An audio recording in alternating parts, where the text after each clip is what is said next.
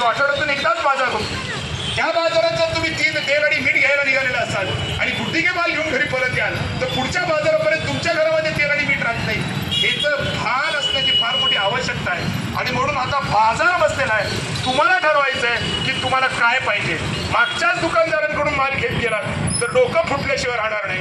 नवीन दुकानातून अभ्यासपूर्णरित्या प्रात्यक्षिक बघून जर माल घेतला तर तुमचे पैसे वाया जाणार नाही याची खात्री तुम्हाला आहे.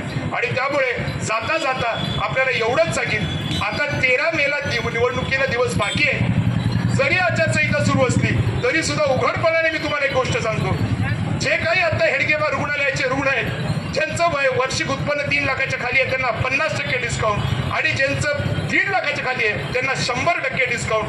ही जी योजना आहे या योजनेमध्ये जर कोणाला लाभ मिळत नसेल तर माझ्या मदत कार्यालयामध्ये या आणि लाभ मिळवून घ्या हे मी इथं तुम्हाला जाहीर करतोय.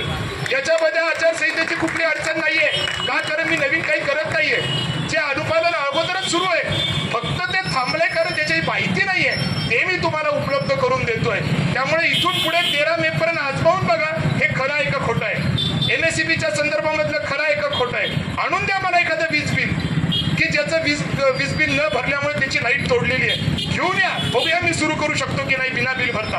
कन्नड तालुक्यामधला एकही शेतकरी आज बिल नाही भरत तरी सुद्धा डिस्कनेक्शन होत नाही. का, कारण की हा कायदा लागू आहे, त्याला माहिती आहे. त्यामुळे शहरामध्ये सुद्धा हे नाही घडलं पाहिजे. जर दर्जेदार वीज तुम्ही मला 24 तास देणार असाल तर मी तुम्हाला पैसे द्यायला तयार आहे.